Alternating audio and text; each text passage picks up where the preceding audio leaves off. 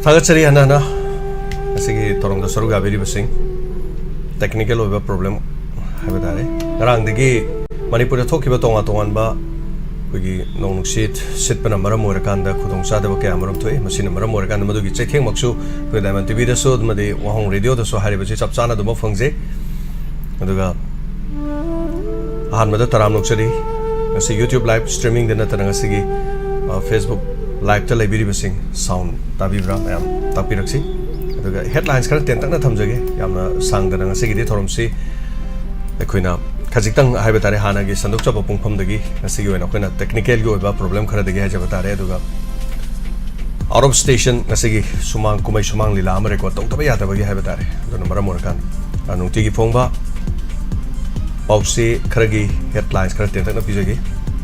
Ahmad Sanalipa, cookies in a bomb pocan, Duna Supermana, Tong to Gai Crepe, Port Puba Truck Sing Lepan Cre. Loina Lambi Tedola Chatpayana, Nabalambi Shemagayaba, NHID Silna, Langak Nigre.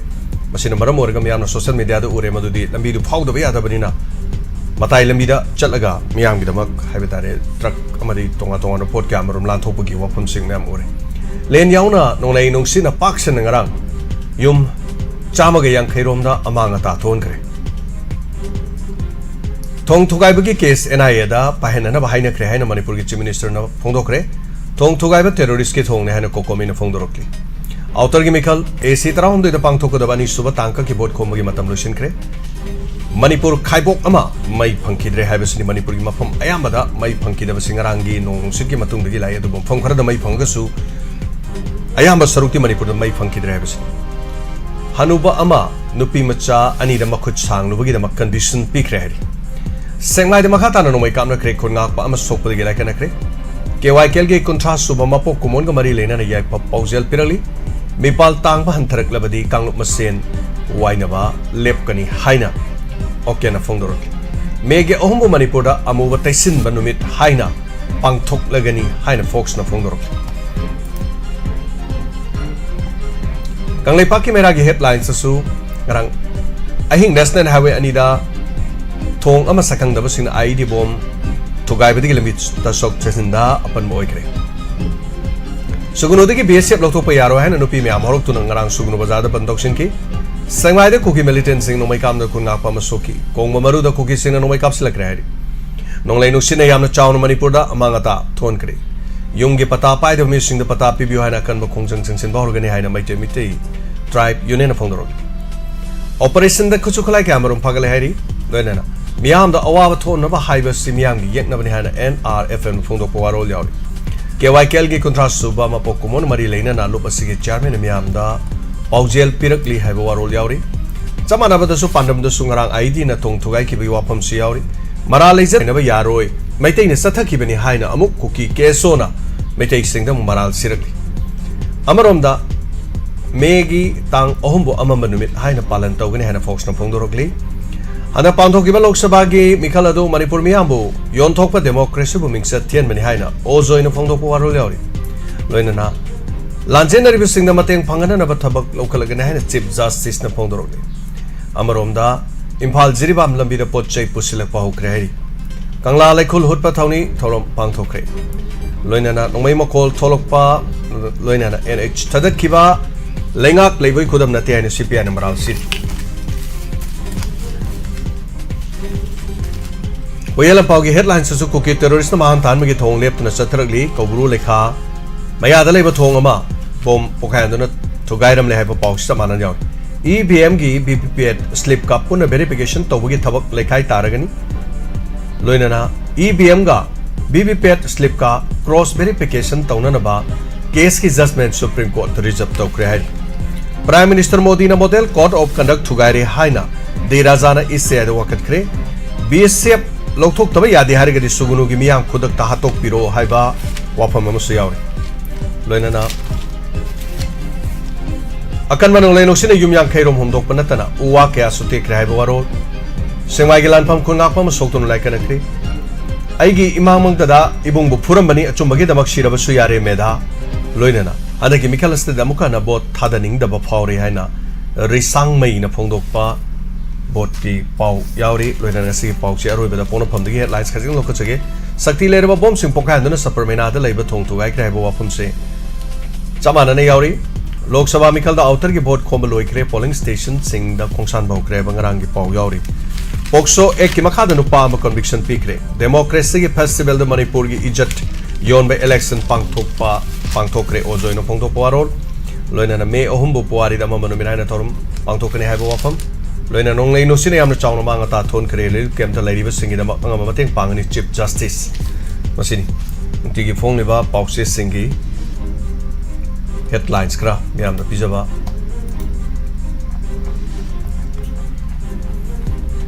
ngasi gi thorom si yamna sangna aduma pangthok saroi thorom si gi lemhobo matam khra adu matam khajidang plus tor ka ngasi gi na thamjage hana thagachari ngasi gi thorom sida yaubiri ba miam punama kaduga thengla su thena ngasi gi thorom sida saru ga biri ba punama pu haninga letana thagachari ekoi gi number 9077282001 hangdok chare number sida call to biraga domna adongi puning da fawbira po akalon sing adu saru ga biu phongdo piu ngasi gi youtube live streaming da lebiri ba mi oi chamaga nifutaro mai yam lakna dramni na phone su yam paina dre ngasi di phone mai lak tabagi yauna dabagi khudong sa daba generator nganga ga season ba tare koi ngarang pung ohum dagi generator hai tare nganga season ba dano wahong radio gi su koi gi nonglei nuksit na hai tare koi da pan ba thok pa se gi dam koi yam kanna sem sab hona jari aduga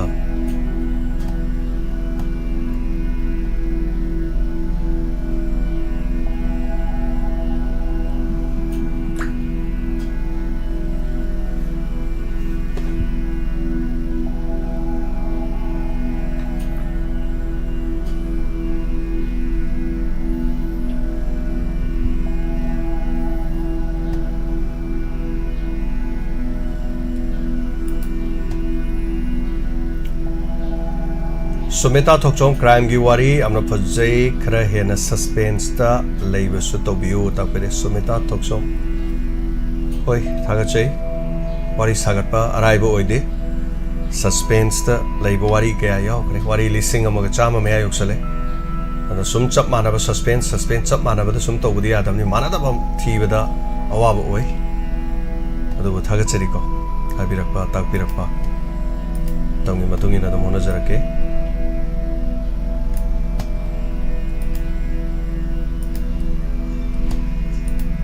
mai se khappe hai tare mai season bagi kano se mai se dam dak khapagi pa mim khakta anyway thagachari jiten ning thokjam mai yaudri ngai ki na ta pire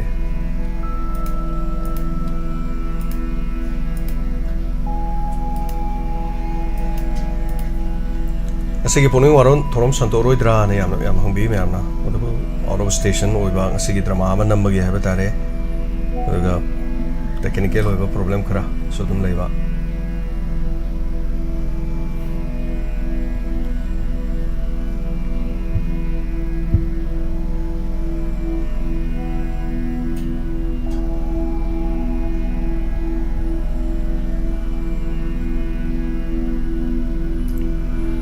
Noksa konjemo call to bira mi call to biu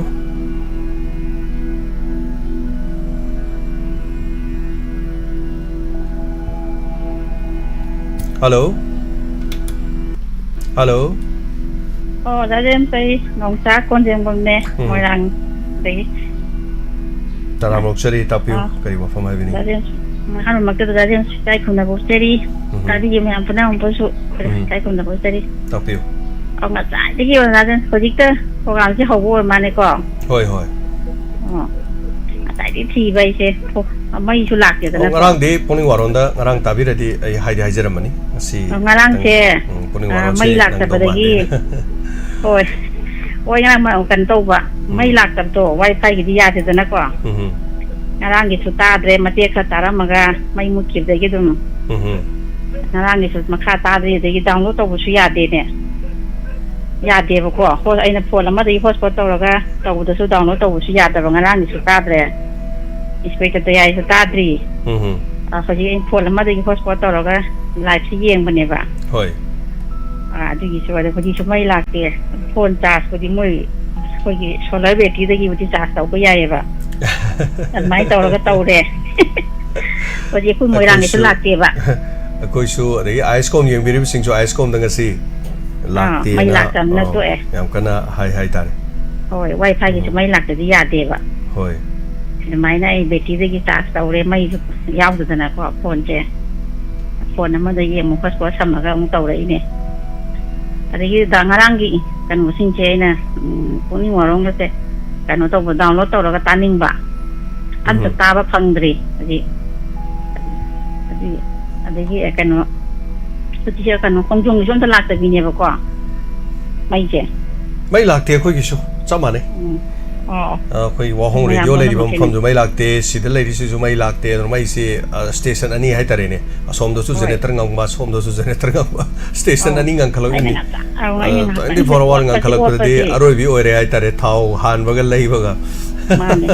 anh dia 25 cái cũng giềng mà chỉ mà chúng thằng nào quên nó ô là cái này đi hậu là có đang ngay ôi lên này mà xong mà thằng miจะจะเงี้ยว่ะนางได้จังบ่ได้งาที่น่ะที่น่ะจะจับไปมีตัวยามเลยไอ้นั่นตันไอ้นี่ที่เราก็ปนหอยอะไรนั่นตันสาที่เราก็ปนจนตกจรักปะนี่ thank you ทางจริอันตะกี้ซันเดย์ที่โปรแกรมเจกันเนาะไอ้ทุกอันนั้นบักตังขับตะรักจะได้หอยช่วยกันฮับยูคุยทงรามลักษมีกันอากิทงจันเดเลปลูกนี่การนำได้นุสิบามาทำอามากินุสิบากันนะตัวเบี้ยสักบาดูก็อะไรไม่อามานุสิอามาก็หายใจเนี่ยสิงคโปร์อามาก็มาดูรีมาดูรีที่เราไม่ใช่ร้อยพันแต่บางอาตัวไว้บนนี้หอยมาดูรีกิสวานูบะมานามุกเซลักษมีได้ดีมานามุกครามุกนาเรให้ตาร์หอยตัวยังโนบะมาเตะก็เลยนะสุให้บุตรให้ได้ก็มันสดานันเดเอาแต่สดานได้กี่ตัวแต่สดานได้กี่ตาบุตรอันนุ่มไอ้ก็ชี้จริงได้ลำบากที่ด่าคุยเมื่อเขาส่งไปแต่ก็มาบ้างใจหิดดีว่าแต่ใช้น่ะสดานได้กี่ใช้น่ะงามใจแบบคุยชิงก็มันผู้ถูกก็ต้องเว้ยก็คุยมีคาราคาที่ไว้ในครั้งกันละกันแต่สดานได้กี่ตัวไอ้น่ะಅದುงามเนี่ยಅದೇมาดีกว่าไอ้ลาสวัสดิ์สักดูบุตรมาเสร็จกี่มาติน่าหาสิ่งใดหันจริงนะบุญนะป่าไม่ไอ้ตาดิแต่ที่ไม่โดนไม่ยามนะโอ้ยบัดบารุเฮลสักดูบุตรแต่มาทลกบัดดิวก็ยี่ที่อะไรฮัลโหลไม่ยามไม่โดนไม่ยามจริงแค่แต่อีที่สิ่งไปชาทาบัดทลกบัดสิ่งที่พยายามมันเนี่ยแต่ไม่น่าตัวเองที่น่าหาที่สุหันที่สโลยนะแบบมาป่าไม่แบบแต่ก็แล้วกันนะเอามาสักทีพูดอย่างกันนะบุตรจัดลีก่อน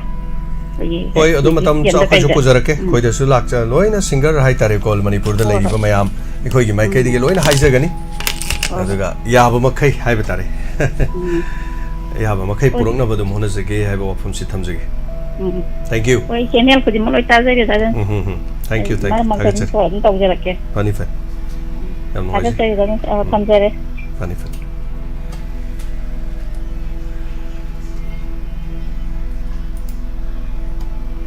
ตารามลูกเชลิปุ่งอมาตัวสุดทอรมสิตรงนั้นบ้านงสิกิริมาตั้งเฮลสุนะคุยนะปังทุกเจ้าบันนี้ทอรมสิถ้าเชลิทับกอมาตัวบุตรคุยกี่มาทำสวยนะบ่มาทำงักนะตัวบ่สิมาสิเด็กนี่ตุ้มไกลเลยสิงสิตุ้มปุ่งนี่วารอดสิจับจ้านะปุ่งอมาตัวมันหอรมบ้าตุ้มยัยข้าศึกตั้งคุยเห็นตัวจินทอรสุตุ้มยารัมบ้าจานี่อันนี้คุยกี่ไม่อัมปุ่นบ้าเลยแต่มีกุนมุกปุ่นนะบุหันรักปนีนะบ่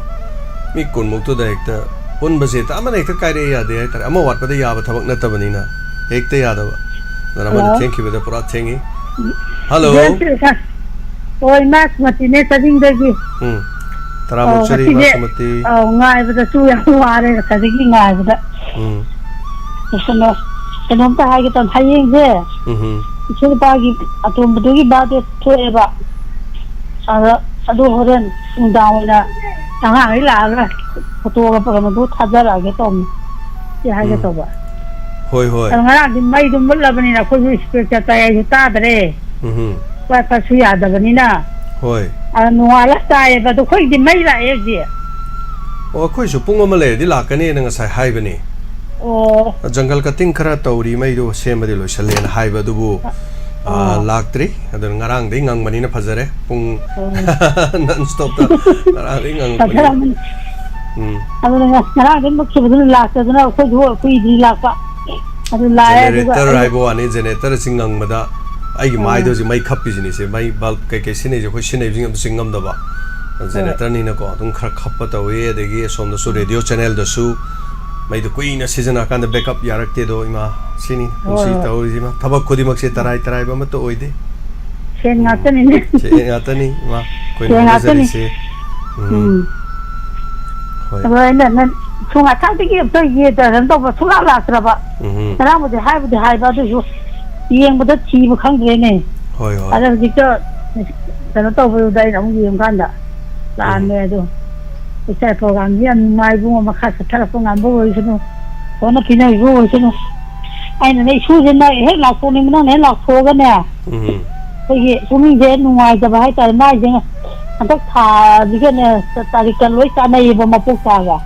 ꯅꯨꯃꯤꯠꯀ ꯊꯕꯥꯟꯒ ꯑꯗ ꯅꯍꯥꯟꯃꯨꯛꯅ ꯑꯃꯨꯛ ꯑꯍꯟꯗꯣ ꯑꯃꯨꯛ ꯇꯧꯔꯦ ꯃꯇꯝ ꯑꯃꯨꯛ ꯑꯇꯣꯝꯕꯁꯤꯒ ꯑꯝꯇ ꯂꯥꯎꯒꯦꯅ ꯑꯩꯅ ꯐꯣꯇꯣꯕꯨꯗꯤ ꯍꯣꯔꯦꯟ ꯑꯉꯥꯡ ꯍꯦꯛ ꯍꯜꯂꯛꯑꯒ ꯑꯗꯨꯝ ꯊꯥꯔꯛꯑꯒꯦ ꯍꯣꯏ ꯃꯇꯝꯁꯨ ꯂꯩꯇꯅ ꯁꯤꯇꯪ ꯍꯥꯏꯔꯒ ꯂꯣꯏꯁꯤꯜꯂꯒꯦ ꯊꯥꯒꯠꯆꯔꯤ ꯊꯝꯃꯦ ꯊꯝꯃꯦ ꯊꯪꯒꯤ ꯀꯣꯂꯔꯗ ꯈꯨꯗꯣꯡꯆꯥꯕ ꯄꯤꯖꯔꯤ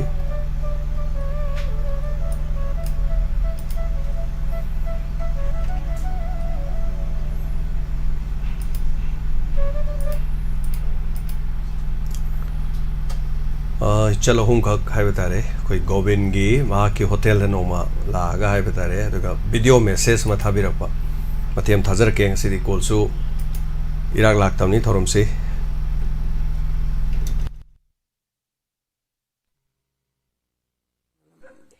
ꯌꯥꯝꯕ ꯑꯩꯈꯣꯏ ꯏꯆꯟ ꯑꯍꯨꯝꯁꯦ ꯕꯣꯔꯥ ꯆꯥꯕ ꯂꯥꯛꯄꯅꯦ ꯑꯗꯣ ꯏꯌꯥꯝꯕꯒꯤ ꯅꯝꯕꯔ ꯄꯤꯕꯤꯌꯣ ꯍꯥꯏꯅ ꯏꯌꯥꯝꯕꯒꯤ ꯅꯝꯕꯔꯗꯤ ꯄꯤꯗꯔꯦ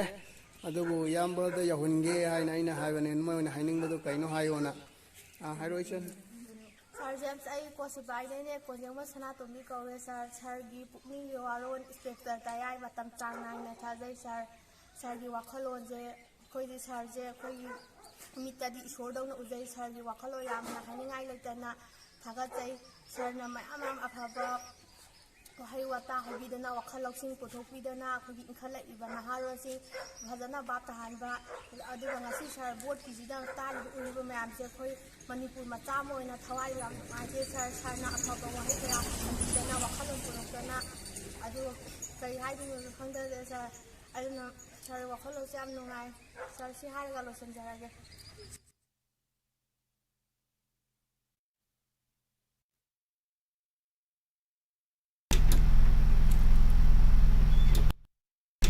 ꯏꯆꯥꯒꯨꯝꯕ ꯍꯥꯏꯇꯥꯔꯦ ꯏꯆꯥꯒꯨꯝꯕ ꯑꯩꯈꯣꯏ ꯒꯣꯕꯤꯟꯒꯤ ꯃꯥꯒꯤ ꯀꯩꯅꯣꯗ ꯆꯪꯉꯛꯄ ꯍꯣꯇꯦꯜꯗ ꯆꯪꯉꯛꯄꯗꯒꯤ ꯑꯩꯈꯣꯏꯗ ꯚꯤꯗꯤꯑꯣ ꯃꯦꯁꯦꯖ ꯑꯃ ꯊꯥꯕꯤꯔꯛꯄ ꯊꯥꯒꯠꯆꯔꯤ ꯏꯆꯜꯁꯤꯡ ꯏꯆꯥꯁꯤꯡ ꯍꯥꯟꯅ ꯍꯜꯂꯣ ꯍꯜꯂꯣ ꯑꯩ ꯀꯩꯅꯣ ꯂꯥꯡꯖꯤꯡꯗꯒꯤ ꯃꯈꯥ ꯂꯩꯀꯥꯏ ꯂꯥꯡꯖꯤꯡ ꯑꯆꯧꯕ ꯃꯈꯥ ꯂꯩꯀꯥꯏꯗꯒꯤ ꯏꯃꯥ ꯁꯨꯁꯤꯂꯥꯅꯤ ꯇꯔꯥꯃꯨꯛꯆꯔꯤ ꯏꯃꯥ ꯉꯁꯤꯗ ꯐꯪꯖꯕꯅꯦ ꯅꯍꯥꯟꯈꯩꯗꯤ ꯐꯪꯗꯕ ꯉꯁꯤꯗꯤ ꯀꯣꯜꯁꯤ ꯈꯔ ꯋꯥꯠꯂꯦ ꯊꯧꯔꯝꯁꯤ ꯂꯣꯏꯕ ꯃꯇꯝ ꯑꯣꯏꯔꯕꯅꯤꯅ ꯂꯣꯏꯈ꯭ꯔꯕ ꯑꯣꯏꯅꯤꯡꯕ ꯑꯗꯨꯒ ꯉꯁꯤꯗꯤ ꯃꯩꯁꯨ ꯌꯥꯗꯕꯅꯤꯅꯀꯣ ꯐꯣꯟꯁꯦ ꯅꯣꯇꯤꯐꯤꯀꯦꯁꯟ ꯌꯥꯝ ꯐꯪꯗꯕ ꯍꯥꯏꯇꯥꯔꯦ ꯑꯗꯣ ꯔꯦꯗꯤꯑꯣꯁꯨ ꯊꯥꯗꯦ ꯉꯁꯤꯗꯤ ꯔꯦꯗꯤꯑꯣꯁꯨ ꯁꯦꯝꯃꯤ ꯍꯥꯏꯇꯥꯔꯦ ꯌꯥꯝ ꯀꯟꯅ ꯑꯗꯩꯗꯤ ꯍꯥꯏꯐꯦꯠ ꯁꯨꯝ ꯀꯩꯅꯣ ꯍꯥꯡꯉꯦꯅ ꯊꯥꯒꯠꯆꯩ ꯁꯨꯝ ꯇꯧꯖꯔꯛꯄꯅꯤ ꯀꯩꯅꯣ ꯇꯧꯕꯅꯤ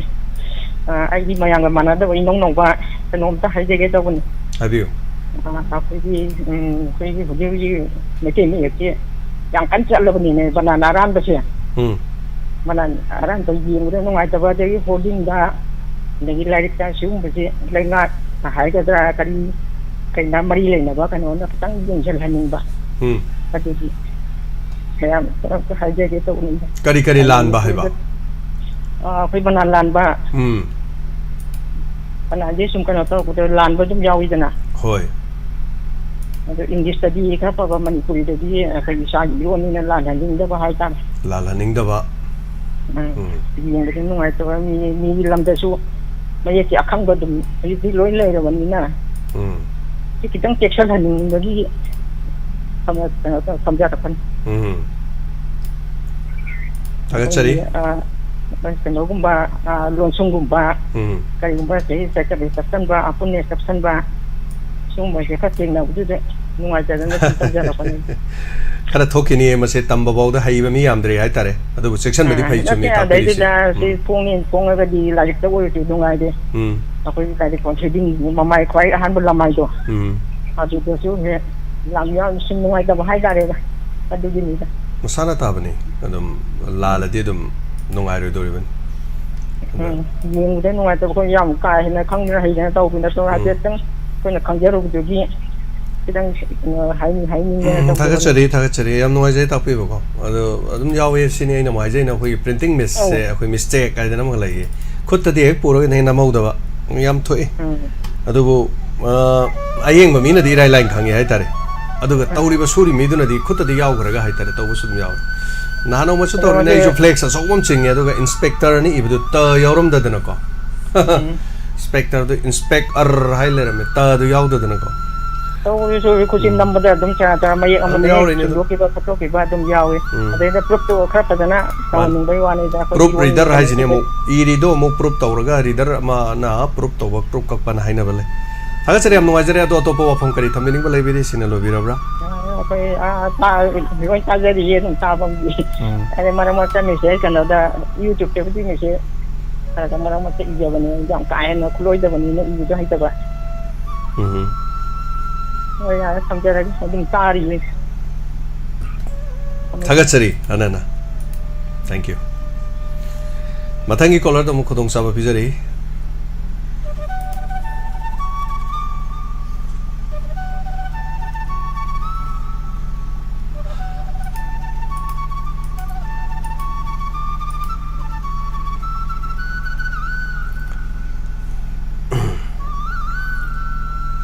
tingom Susila Devi Sagolban tingom lekai Diamond Donors to Suyobiba Daga Kun ngakpagi mateng pangjage haidana Lupa lising ahong kapirapani daga Thagachari Chal Susila Sagolban tingom lekai digi Soidan honajage maramdi koina Chainu mai tawdana koina khara khara dorsu mayam dagi mateng panglabadi haidana honajari bani do Hello. Hello. Bi am hangin na bi ngoi isagi jida. Hoi hoi. On ngarang paisa do mukak ti bane ba ko. Phang dabra phang dre. Ai gya lam ta dre. Ado account maming ji kari da oige. Ai gi ming adun Telem bino telem ni leram bani ye. Oh, ado ya soidan hore lautok chabada dum yaw para yenga si koi mako. Hoi amana kano ne ba donasi sama na kun nak pergi oiroi na. Samri ma apa ko donat ro doga. Chani nagi Jami do hale jan par ima chani danga po khare la ram chani ta pa ji hantak di bera ya tawre na hai na yore ma yore oh hantak ti yore ma ado hantak ngasi di pungni waro ngai ba da si dawre na oh ai su pungni warol taw do bu da wa bu oi dena koi ma hoi ai phone tawrak pa da ngi mangan sanai do kai cha khage ba kana no mangan sanai ba bo Mangan sana pero kayo serenge am tiba ama lay dai ne. Oh. Moi zo khara ga toi tora di thai ne. Sana mangan sana. Sesya hoi. Adigi ta ba de nungai ba se. Chan kharibam sesya. Adigi jirom tamu bi. Dilo tam ha moi na ga ngang ko jingi ta ba yam nungai ba. Oh hoi. Ado mangan sana do tare di do tawura di hani da nungai ni da sana mangang sana mangan sana kan de ado gitu okay so budi hai ngai te da ibungo sum kan tawri ba mi ju khara lalle ai ba tu da tawri mi hoi ma tang le ro sala do ngasigi thamjarage chari ngasigi ngahak tang di na Thorom si pungai ma matam le mo da tawjau bani hai ba tare ma thagachari thorom saruga birakpa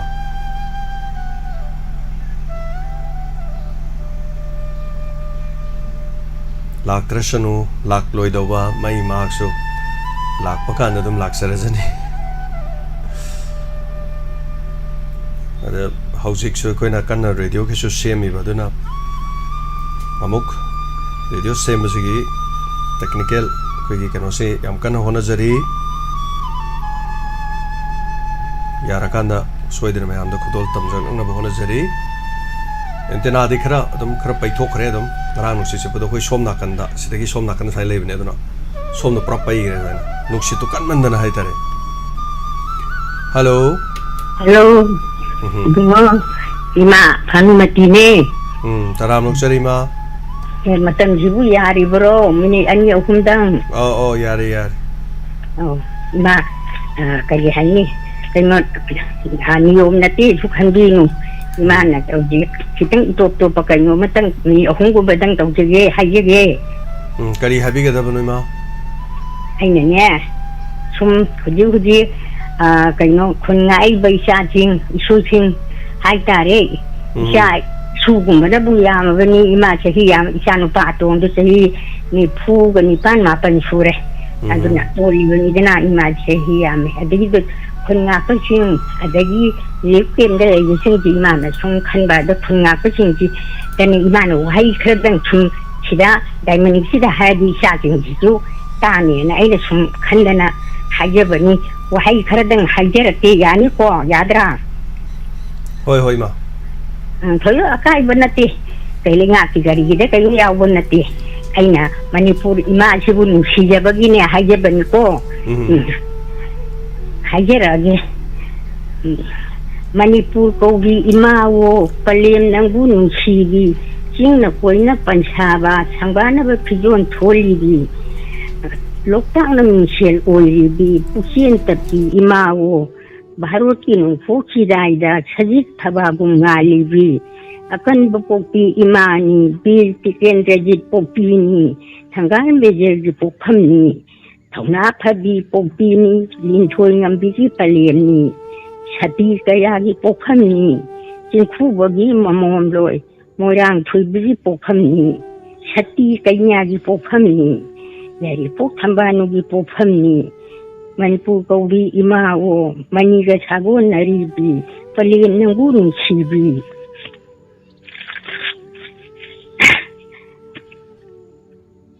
malin taibong pansida papu mana chembada taibong miwa ba haibishina athoi wani tajaido athoi ba oiriba taibong ni na mibu nushide akan bana chon babu phudire ina khun bana laira bu tathibi Asumba bu aran bana namthana go honari maibu phina kuptuna kaya kuina kupani huran bagi tarani mapugi nongo leibani nongo phangba numita loirabani numitu da mapunchi huinaw macha talaga mapu chike tawredo kai macha chawna ba yoklaga mapu chage taledo yumdang bana kaina ba phamba chalaga hippa chali Nasa lopho isa chungre haibado sumi da ko imawo niyo misan pajabi niyo jat khai tabi imagi tampa thaksida jati kaya na khundari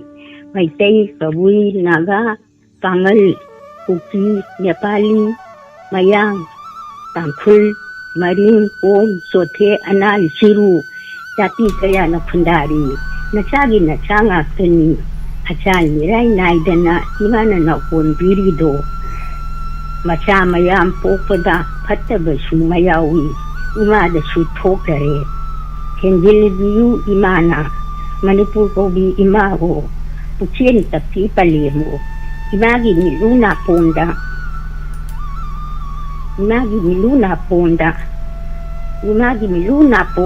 miluna pom ihowu Nasa kay na may sak na niluna pom ihobra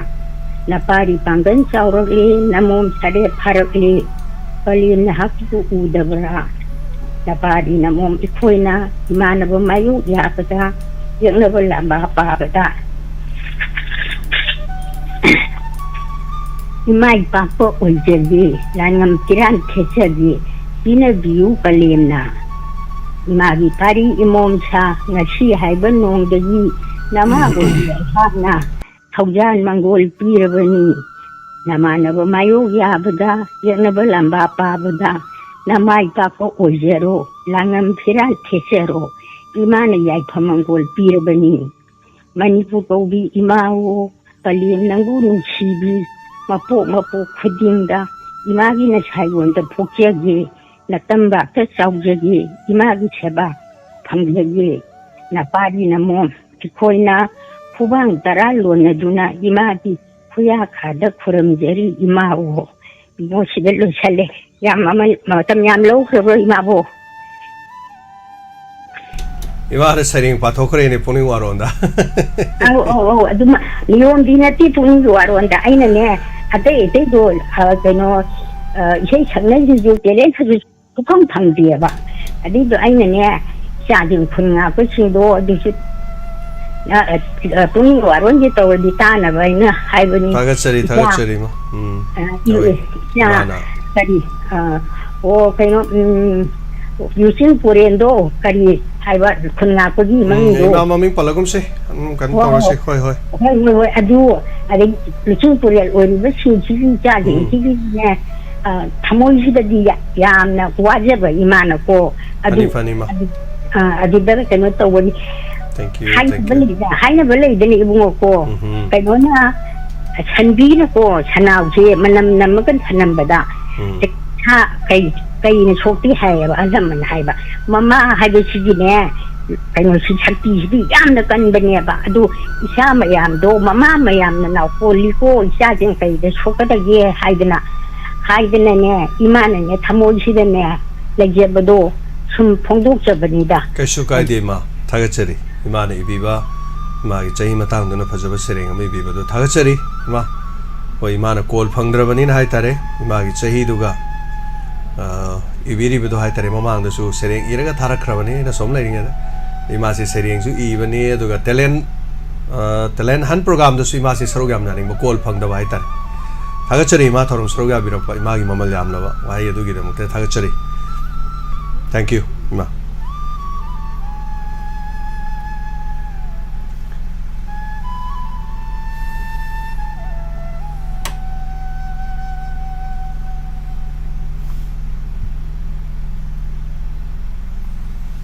Call Tobio Thomas call Fangdaba Singna Tanjasigi Avatarangasi Kudong Savanga Pisari Visida Tara Humga Makai Sigimatung the Gidi Koi Torom Sida Makataba Toromoinamo Lokachagani in the Taramagumba Torom Sigi Kudoltam Jagi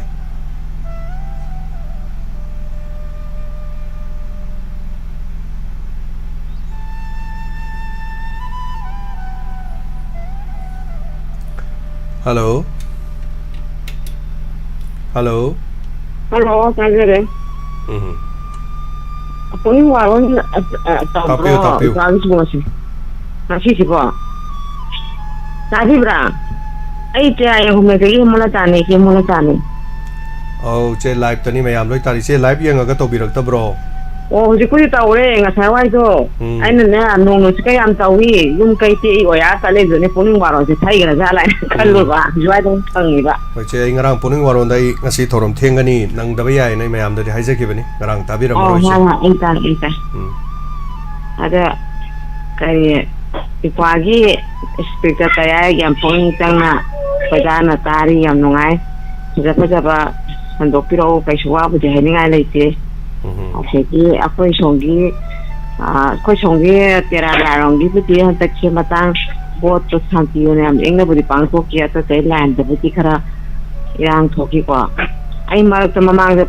phone pang jaga land biji tum oi nei ba ngarang gang kita ya ge tahu ni urun salam tum so khare no kan su du da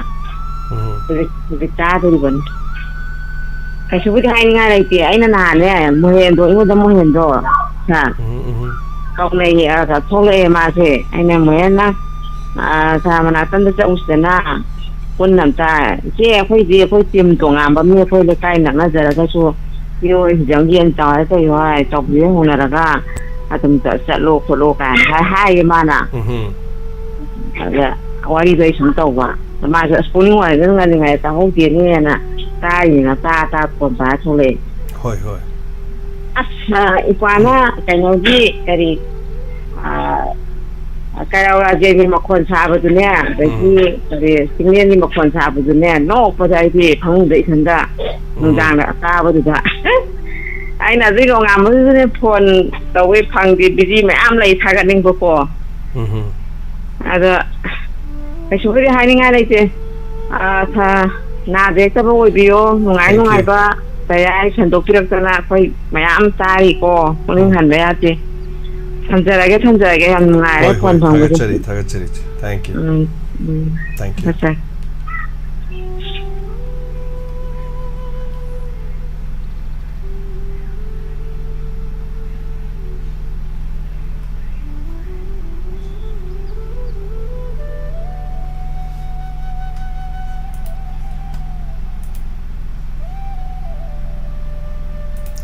Saro gabiyo phongdokpiyo matam loigedore sigi matam khara khajiktam minute 35 muk leirnge sida mayam phone phangdaba sing call tawbiyo thagachari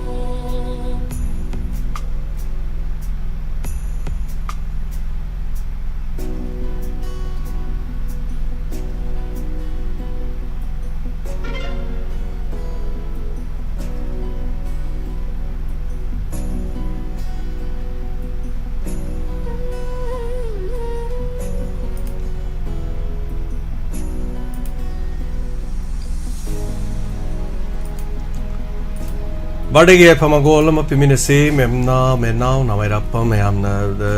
thorum sida su sorogam yabada mayamna na thodona khangna birabi madam menau happy birthday wipe up namairappa basanta maite wabagai kadazit anana thagachari phabai phaboi biu adongi ponu mina lakpada na de yektaba punsin nung sangba imung manung awana tadaba sena khainedaba punsi nung sangba phabai phaboi biu lupa changwa su mateng pangbiri thagachari lupa changwa mateng pangbirakpa wigi birthday gi thoromsi mari leina haitare thagachari diamond tv da teng pangbirakpa sigi namuta su thank you so much happy birthday many happy returns of the day madam menau leima wipe up and basanta maite wabagai kadazit nada yektaba punsi nung sangba oirasanu haiba yai famagol pizari hanana kasigi live streaming de yaubiri basina su madam menau gi birthday da yai famagol pibiu hanana thagachari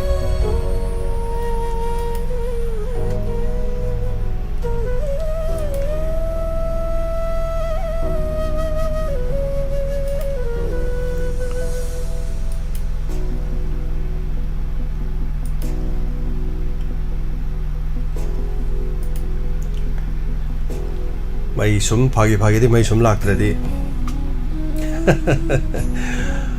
mobile pai bisil naw sing mai yauna ramaro ngarang dagi mai charge tawna bagi khudong sadaba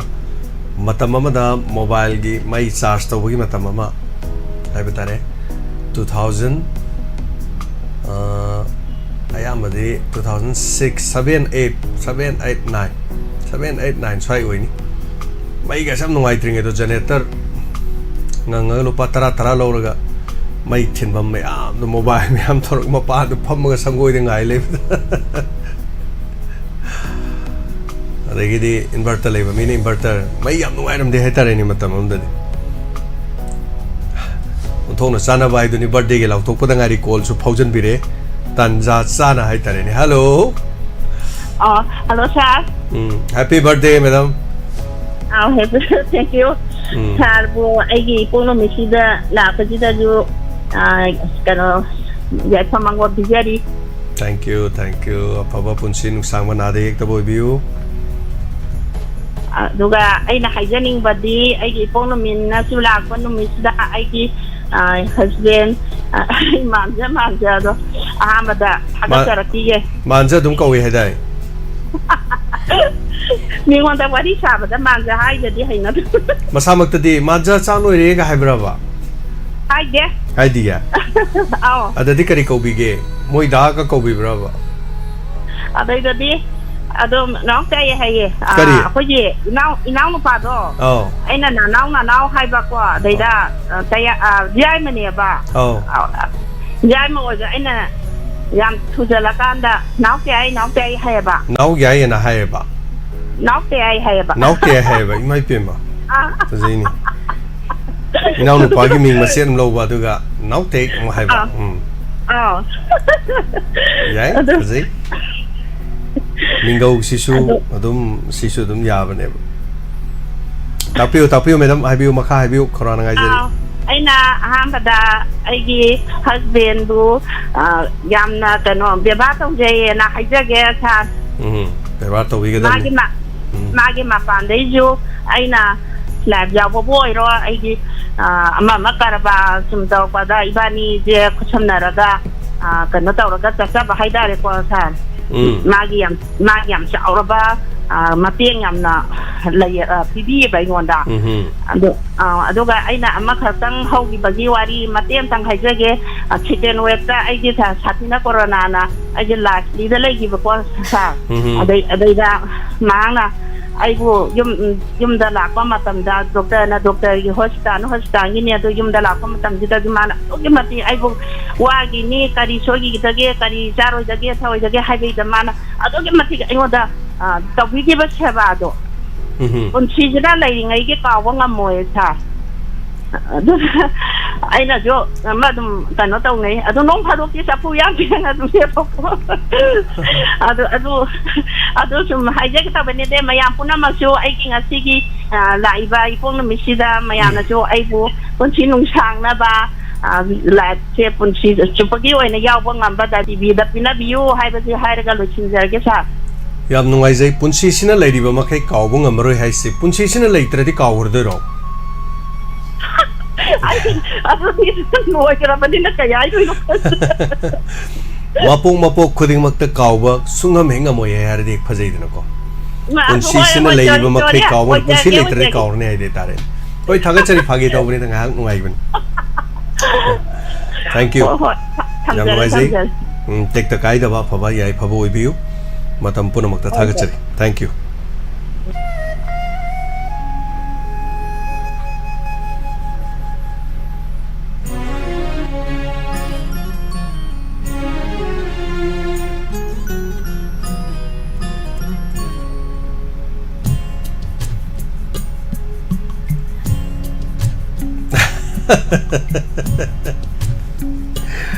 Thong bina karino hari do nung sidro nupi mana mapuroi baching tok tuna thagat pangam kana lei ekhoi gi keno sida thagala misini do phai hai ta ni ko hello sari kai kumna botari amadi kuma na kurumjari sa kurumjari tapiu sar ha kating pajire kai manare parendagi egining endene de tawde sa as ngasi gi puning gi waron ti ta na bo na jabada as ha kari hanguni mai la ta bachidi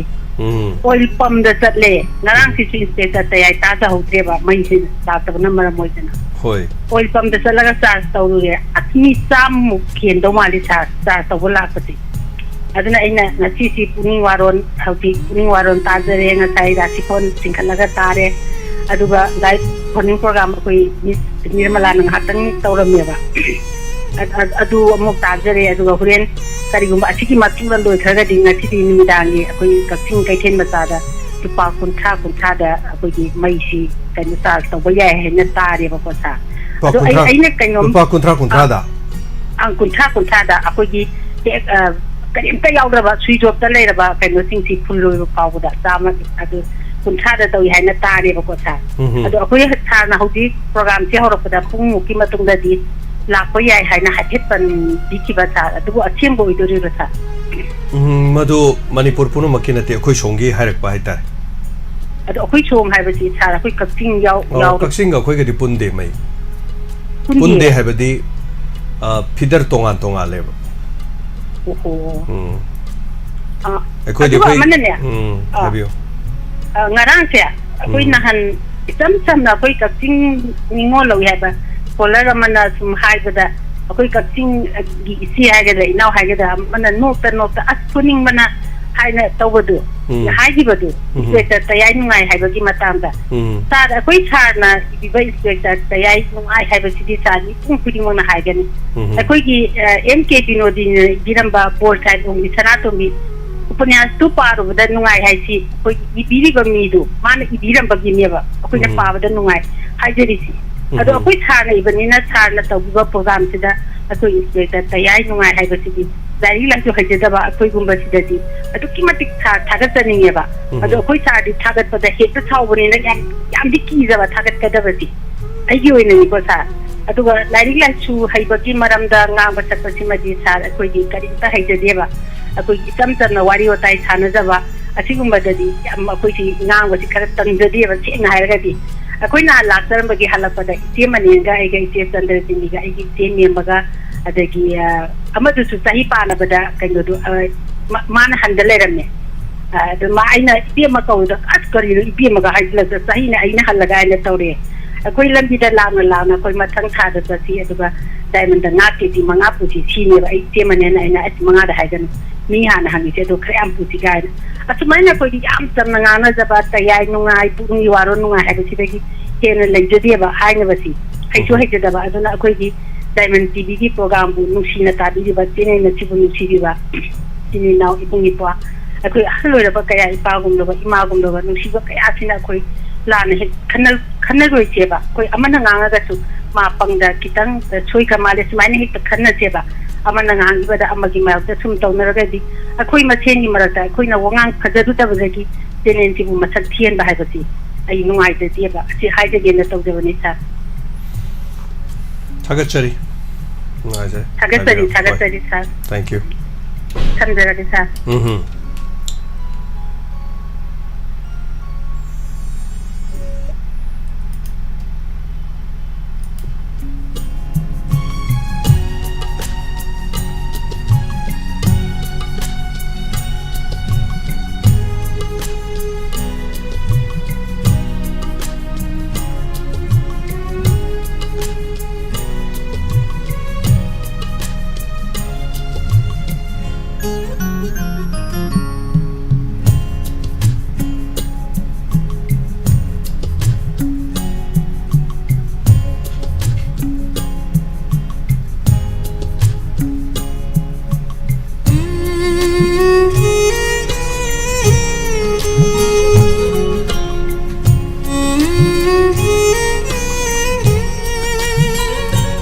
hello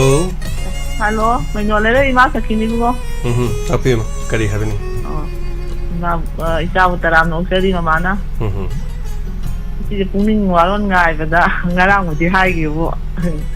kana thingdaba male इचा निर्मलाना जो ngaleraga thara tawni habdu ngai leire si tawdri nungai mama hoiji hoi hoi ना अखोइगी बाबाजे कोइ इसे संगसी programme दा सारवलेन गा आइसु जेनिगा तौबदुदा सही सकप सरुप यायबा होय अदुगी इसेजुदा इसेजु खोइना अहल loan जिनगिने ना कोइगी सारवलेना मतेक अमा कागा थागलेबको अदुगी दमता नुंगाइबा फोंदोक्चरी अदु सारवलेन सु थागतरी अदुगा अमना सिंगर ऑफ द वीक सिदा कोइगी इचा निर्मला से अरोइबदा इसे अमनिदंग सअनबियोना ममागी सुम पामजबा हाइतारे दम मखोइ तमना तम सुम होनजरके स्टाफ सिंग अमम मनीनी सुम सहनगे खनब लैरि अहानबदा आइना कनोगी तयाय अदि पुनिंग वारन सुम ताबजा आइंगोंदा याम ngangamबने मखोइ बाबासे इसे सउबा दैदि इंस्पेक्टर तयाय तारबदगी माना बु हेंकला हदि मारी तुम्बसे आमना खोइ कनो तवेबा पुनोंगु पुंगा तुम्बदमनि कारे याम स्ट्रिक्ट ओइजेबा अदैदा तुम्ब कारे खोरे अना कजु तौदमनि आइदि तारनि मादो दम यावरे ताबदा आना तुम्बगिदि मरमदगे याम ngangamबदुने cam हाइगिद्रे अदुगा ngarangju isai ama lamtho isai sanasi program da thawai yam yaukhalle jahi di ma di 75 suramne ba Okay. ꯑꯩꯉꯣꯟꯗꯩ ꯆꯍꯤ 10 ꯍꯜꯂꯦ ꯍꯧꯖꯤꯛ ꯀꯩꯅꯣꯅ ꯑꯩꯈꯣꯏꯒꯤ ꯏꯅꯥꯎꯅꯨꯄꯤ ꯃꯦꯅꯧ ꯃꯥꯒꯤ ꯕꯥꯔꯊꯗꯦꯅꯤ ꯍꯥꯏꯈꯤꯕꯒꯨꯝ ꯇꯧꯋꯦ ꯏꯅꯥꯎ ꯃꯦꯅꯧꯒꯤꯁꯨ ꯅꯃꯁꯇꯦꯅ ꯌꯥꯏꯐ ꯄꯤꯖꯔꯤ ꯃꯥ ꯂꯥꯏꯐꯇ ꯌꯥꯎꯔꯝꯃꯒꯗꯤ ꯑꯩ ꯑꯅꯤꯔꯛ ꯂꯥꯡꯃꯩꯗꯣꯡꯗ ꯆꯠꯄꯅꯤ ꯃꯥ ꯊꯦꯡꯅꯒꯦꯅ ꯊꯦꯡꯅꯗꯦ ꯇꯥꯜꯂꯝꯅꯤ ꯆꯥꯛ ꯆꯥꯗꯦ ꯅꯨꯡꯉꯥꯏꯇꯦ ꯂꯝꯈꯥꯏꯗ ꯑꯗꯨꯝ ꯄꯣꯠꯆꯩ ꯌꯣꯟꯕ ꯈꯣꯠꯄꯩ ꯂꯩꯕꯅꯤ ꯑꯗꯨꯝ ꯄꯥꯎ ꯐꯥꯎꯅꯕ ꯑꯩꯅ ꯆꯠꯄꯗꯨꯒ ꯃꯥ ꯍꯦꯛ ꯂꯣꯏꯁꯜꯂꯝꯃꯒ ꯂꯩꯔꯝꯗꯕꯒ ꯇꯟꯖꯥ ꯍꯦꯛ ꯆꯥꯕ ꯑꯗꯩ ꯅꯣꯡꯃ ꯑꯃꯨꯛ ꯃꯥ ꯃꯍꯥꯕꯂꯤ ꯈꯣꯏꯔꯝꯃꯦꯅ ꯑꯃꯨꯛ ꯇꯧꯕ ꯑꯗꯨꯗꯨꯒꯤ ꯃꯊꯪ ꯆꯠꯄꯗ ꯑꯃꯨꯛ ꯀꯩꯅꯣ ꯎꯅꯔꯒꯦ ꯑꯗꯨ ꯉꯁꯤꯁꯦ ꯑꯩꯈꯣꯏꯒꯤ ꯏꯆꯥꯒꯤ ꯀꯩꯅꯣ ꯋꯥꯍꯣꯡ ꯔꯦꯗꯤꯑꯣꯒꯤ ꯀꯩꯀꯩ ꯁꯦꯝꯃꯨꯔꯤꯔꯕ ꯋꯥꯍꯣꯡ ꯔꯦꯗꯤꯑꯣꯒꯤꯗꯤ ꯃꯤ ꯑꯇꯣꯞꯄꯅ ꯁꯦꯝꯕꯅꯦ ꯑꯩꯗꯤ ꯏꯝꯐꯥꯜ AIRꯗ ꯑꯣꯜ ꯏꯟꯗꯤꯌꯥ ꯔꯦꯗꯤꯑꯣ ꯏꯝꯐꯥꯜꯗ ꯂꯤꯂꯥ ꯑꯃ ꯅꯝꯕ ꯍꯥꯏꯇꯥꯔꯦ ꯑꯗꯨꯒ ꯑꯩꯈꯣꯏꯒꯤ ꯗ꯭ꯔꯃꯥ ꯃꯇꯦꯛ ꯑꯃ ꯗꯦꯅꯤꯒ ꯅꯝꯕ ꯅꯨꯡꯁꯤꯕꯒꯤꯗꯃꯛ ꯑꯅ ꯇꯧꯕꯗꯣ ꯑꯧ ꯃꯗꯨ ꯂꯣꯏꯁꯟꯅꯕ ꯌꯥꯝ ꯀꯟꯅ ꯍꯣꯠꯅꯔꯤ ꯌꯥꯝ ꯀꯟꯅ ꯂꯣꯏꯁꯟꯅꯕ ꯍꯣꯠꯅꯔꯤ ꯑꯗꯨ ꯅꯨꯡꯉꯥꯏꯒꯗꯕ ꯃꯥꯜꯂꯦ ꯑꯗꯨ ꯌꯥꯝꯈꯔ ꯀꯨꯏꯅ ꯆꯪꯒꯗꯣꯔꯤꯕ꯭ꯔꯥ ꯍꯣꯏ ꯐꯔꯦ ꯐꯔꯦ ꯏꯆꯥꯁꯨ ꯑꯃꯗꯧ ꯆꯠ ꯑꯗꯩ ꯄꯨꯛꯅꯤꯡ ꯋꯥꯔꯣꯟ ꯇꯧꯅꯕ ꯍꯣꯠꯅ ꯌꯥꯝ ꯋꯥꯔꯝꯃꯅꯤ ꯊꯥꯒꯠꯆꯔꯤ ꯊꯝꯖꯔꯦ ꯍꯣꯏ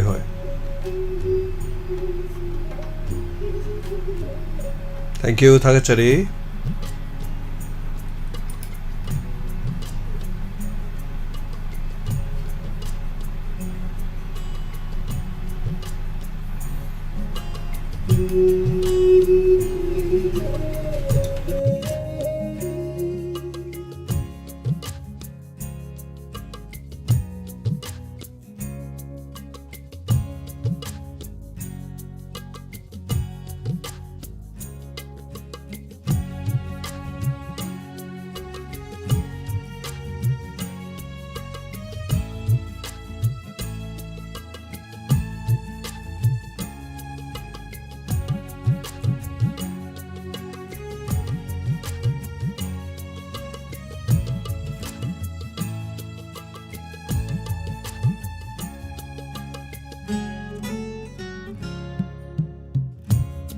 थागतचरी अनाना निंगथौजम रंजित नंबर स्क्रीन दा लेजरे नंबर यावजरे थागतचरी थरम यावबी बगिदमा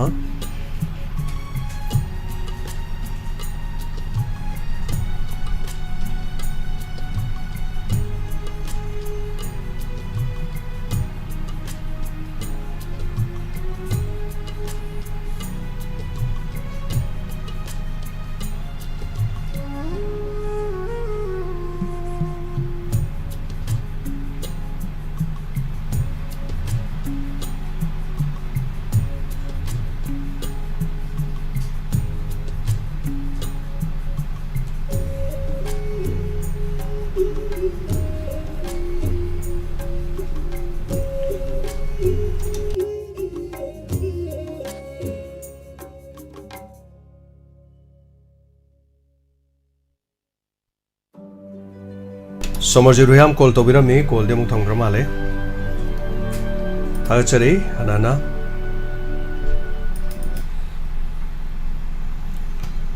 मई लांगनादबा अमदि हजिक मई लाकपा नत्रि हाइबा तारे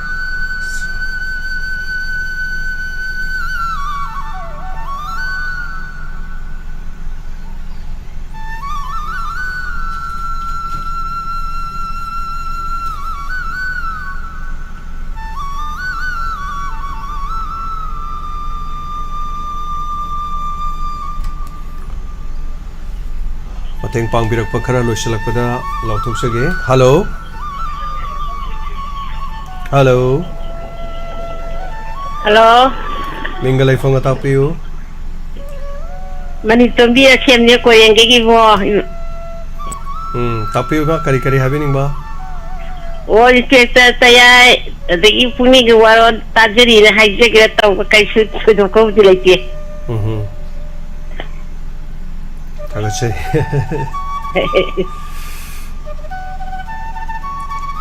रा नोनु से तबुदा दो नाकंदी योबिदब्रो मा ओ योवे आई उजुपुदी कोरेंगे ते लेते उजुनु उयान द लेये उयान द लेये ओ थागतचरी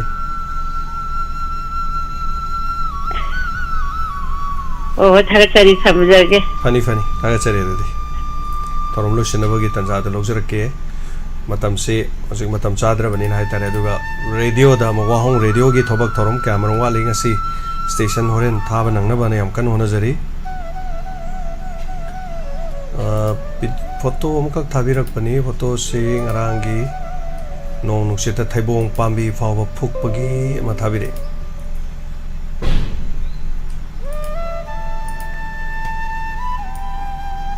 Somerjet Huyam adongi kolli molak amedo molakidre anyway hello konthau jam khabam bandia relief camp chichang ren ta pirakpo ka pigi kanona o rani bla madam rani bla na thabirakpa kanoni video ni ngarang nusina sitpada kano toki hello o taram nuksari tamo mamang ai phone tamo chatre na leiruba oi amna tamo James Kurumjari na nauna Kurumjari Somerjet Huyam sinamaya lika digi tamo taram nuksari tapi ngasi di tamo ni pungni waron de tawro jana isu amu giang amni ngarang haipeti hai gi ngasi di tawro di jana atang tawra di thani da na so khan leiru ka tamo ngarang gi yakoi gi mai no nungchina tawra mai mut ki gi paw singju mapom phom na tamo tajare aduna akoi gi lai bok phaba hai tare akoi ro mai ge di tamo ngarang bukti yahudre ai bok phaba hai tare aduga wonje ayu hang da mi jing tau so na sim lai ba aduga tamo gi sum puni ni waron jam mai la ta gi akoi gi generator nga sa ta wi wari do adu bu kan re ai jo mai jo lai je ba tamo ko mai ju lai ja ba du mai ai ju marang mar ko som da mai nu ai ta ba tan ja daga generator nga mai sa ngang mi do tau we ba mayam na mai ngang roi dro horen di ka rang ta mayam hang ma ga lai ma ga mo ko khoi di am chau na di ke no di lo ke ai phadre ni no e dum khomo pola ma de patara tara ta ga dum tau se har ga me no na bu ni asuk le ha de dum tau chi ke su kai ke ai ki di tau sen ma mang dang phang lo re da na har ga da mo dum tau we aduna ai mamang de ga ta mo da ga camera number ai jara mo du camera number do hala ga lu hong ngai thap le ne ta mo ko se du gi du ni ngasi gi puning yo ron da mayam na mai lak ta gi pukhana ko do khoro mai ge di su ka hena lai bok phau da gi eno di hau tren nong di ta mo dum se bet la dum kana ta we ai jab ta re ko ju dum nan thang gi jaga mo ni ne dum dara gi duty ju ta de ta mo tum ja de ko dum nung khak pa kai no bo dum te te siloi ta jai ko ju sorok ta kai ta mi chang tok chang jin gi me nung gang thenga de ko ju du ge dum duty ko gi hapta ge no rol mai le ha gi manung de ko mai dum ta jai ko ju du ta mo gi puning yo ron dai na yam pam ja ba ko gi farmer gu ma kai gu ma ta mo ula ba gi aya ba di lai bi ba ta mo lai je adu mo una ning ba gi apa ma ta mo lai je puning waron da taba topa da thorom da taw dong puning waron ga de du ga pun ba yat mane ta mo ai ni sida hajari ba puning waron gi mane kai no sida ko tongan ba special talk sate te program lomi sinmi ga na program yam lai ri ko mathang torong na bona jage tang matung ina yam kana radio singen yam kan semba adagi yam wali mathang taw godom ni hai tare mai ga yarak tab je 24 hour generator sungang chala ri generator dagi dum problem hai tare generator ani ama mu ya de mu ya dagi generator hai re da mai mu henga kani mu dagi madur khulai mu chak kani as awabani da mayam se ada internet ngai tab si internet na khoi da ngai tri si internet ngai te taw bu da internet ki khoi gi sim ha padu ma lai re adu su khoi madam nandini na laibi bani CRPF ki madam nandini na hai tare lupa lising ni phu taruk pi bane adai lai bu adu lai ba gi dem ngai re ba network to do ha pa ga sin na ba gi di ngai ra ba anywhere sin na ba ya re am ngai re paisa na khangam do paisa khangam de di ma nong mu lupa sohum sat le nong mu da sohum sat le di tham da lising ma pan ni irai lai na lai re na sel du dum chong sat pa hai tare adi internet si ama muk samme adagi si ngarang dagi si internet si ya ba internet jabadu internet sibu chalaina bu gidam ta mafam am da OLT haidana machine am thame transmitter gi type ta ana OLT ji mai changhan doine moi su mai la ka na mai thinbo ani mai lak tar de moi su backup am thambadu pung ama ani ya dai di tok thok re adai di moi su muk generator mu ngang ba yawe ma mu to ba yawe ngang tab si yawe ngang bu si yawe adai gi moi ngang so thopam mafam ngang tar di lak tre internet ta gi live to bu gi ko Kok am sai je khoi side khwai number 1 kok sai je gen hai program am to kan internet sinem mayam di pung chap chapa minute chap chapa kan tawre khoi di internet base nin hai tare aduna internet siam problem le hai tare tu ngarang di mit na se oisalaga mo Geo air hai tare ko fiber na tab air fiber si broadband anima hauji ki Geo gi dum ahum hai tare ko sin nei se anda som radio gi so sin nei ne ba aduna masida aman he character kan radio to so sab pi kholen hari se adu mo khudong sa da yam lai adu mayam je live thab da gi hawra nungai to mayam du da gi amuk hai tare air fiber sida Geo air fiber jing arang amuk connection tawre sin amuk kari la ko do ino na to ko sa hai tare so masini problem ki problem ngak tani punsi je aduna si mayam si yaw da ba ya da du fana bo honari yam kan hona zarake somarji thank you so much hagachari yam ngai je aduga charge to gi de ko jumai sta sum watran ngang mane dum chali se mayam lai sai da sudum mayam dum ngang nge dum hagachari na पैसा की लोग दे पैसा हम लोग दे सिद्धि में हम सुन लाख जाबने ना कोई स्टूडियो की सुंगंग जाबने ना है तार थैंक यू सो मच थागचरी मतेंग पांगबिरा को ओक्रम बिनासकी थोबाल अवांग लेकाई लुपा चौंगा singer of the week inspector तयाई लुपा चौहुम अदुगा इंस्पेक्टर तयाई की लिसिंग अमो चाम स्वरूपगी दमा नता पिरे अदुगा टेलेम्बिनो yang sagido yore ma lupa chani mane chama mane donor gi no pibirak pudo chama hai tare lupa chani thagachari radesana loitongbam palendagi singer of the week ki lupa chani pibire thagachari segidamakta aduga saichal sushila lupa lising hong kunga pasingi sagolbam tingom lekai digi hai tare pull up aiko lusilakpada may थागी हौरुपा खुगी स्वाइसिदा हाइतारे चटननबगी होनजरी पुनमक ngasi last call aroiba call am khatang logo chage hello Sergeant ahanwa mukada manimona koknona khorimjari agachari adu ngasi di brother manion matam se leijadre only wahai amatang minute amagi manung da habiraga lusanabagi tanza do lominarsi program next program hoy sir sum aina tawjarabudi kaina kada manipur da awaba taba mathakta amuka tabagi mawong haiba tare mawong silakana awaba tariba mayam singse haisi uruba ganda haitane sarkana athubada ripem gumba simbira kana makogi awa ana singse yamna tawhaningba haitare atopa lam singdadi kudak so iba mapamduda sarkana sanctionbira kanda kudak ripem gumba azagi kudak ki oiba haidi mapim maron loina yum pula hum tokiba loina yawe haitare jaba matamda adu sing duna karamaina hoi akoi maitai akoi gi isin naw lai ha ga thuppaga leiba gi mawong da hek lenyaba gi mawong tawba adu sarkana kudak ta yingsin bira kanda tawi go oira kadi amna nungai ga da haitare thank you adu sarkana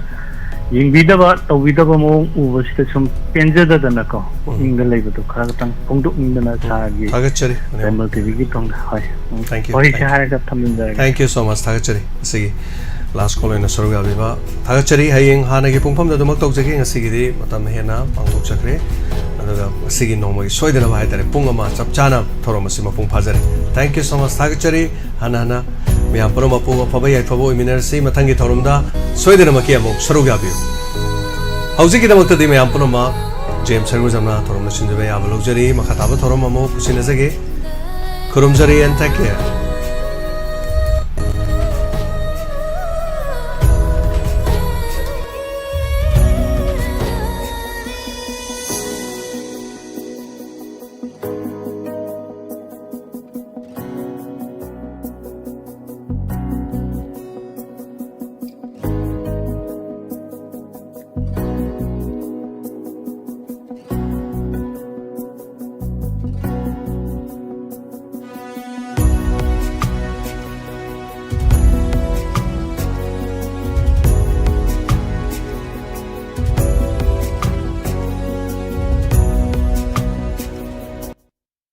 Paujenjaba ahong sangum sagai apokba thobal athokpam khunau da leiba apokpagi lisang sina chatharakpa apokpagi khurumjabagi thoram asi lakliba tang kungamari tha mari inglising ani kungamari yumsa gaisa numit asida thokle Haikal laikat tambiningba sagai sa singna ipa ipubu khurumbinaba ningsingjari. Handaki chahi English singani kungamari gi oinadi laipa ki awa ana asi yengjaraga laigi thorom damak pangthokjaragani amadi madugi damak senkai thumkai lawjaroi. Khanghanjariba President ASSA A Ghana Singh. Hangdukchere ISEC Thobal Inkalang liba naharol singidamak amadi mahiroi singidamak ISEC Skill Knowledge Provider Center Thobal Okram Wangotaba Thobal ISEC Thobal ngasi Manipuri mai ungnariba situation asidi yenglaga masana masagi thabak pijanabagi pandamda ISEC NSDC na certified tawgadaba skill training ki khudongchaba pijari course adudi ahanbada certificate course in computer concept CCC anisubada certificate course in accounting with tele amadi nupi masa sing housewife sing amadi transgender singidamakta certificate course in basic of beauty hairdresser and bridal makeup course asi introductory offer oina training fee lawjaro loina matakta panjariba course ohumak asi orphan amadi relief camp da ladiba mahiroi singi oina karigama fee amata lawdana lemna training pizagani form issue amadi submission tawbagi aroiba numit chaliba sahi asigi april gi tang kunga manga english singani kunga mari course haugadaba numit april gi tang kunga mapan english singani kunga mari akupa marul gi dama contact view ISEC Thobal opposite New Era Higher Secondary School Thobal mobile number 7005356 amukana 7005356 adom tonga computer gi course camera di tamba irai lai adugu luri badi mahi so hiba amadi asengba certificate paibadu maramasina khudong chabasi lobiho khanghan zariba akoizam Biswajit Center Manager ISEC Thobal hangdukchere Ayush Healing Point Armani Building Pakhang Lapam Pareng Kaksing Khunyai Lekai Mafam Masida Ayush ki laing bagi khudong chaba phangbiragani loinana makhal khudimaki therapy tawbagi khudong chaba su phangbigani therapy makhal sing adudi homeopathic consultation yoga and naturopathic consultation Ayush medicine acupuncture massage therapy yoga therapy steam bath ultrasound therapy interferential therapy infrared therapy vibro massage back therapy weight loss therapy asina chima makhal kaya gi therapy sing phangbigan loinana liver gi anaba amadi kidney da nung leiba amadi tonsillitis skin gi problem loinana nupi gi anaba sing amadi anxiety stress tumba yada asina chingba sigi laing gi khudong saba pijari basi khatana tana allergic oiba gout leiba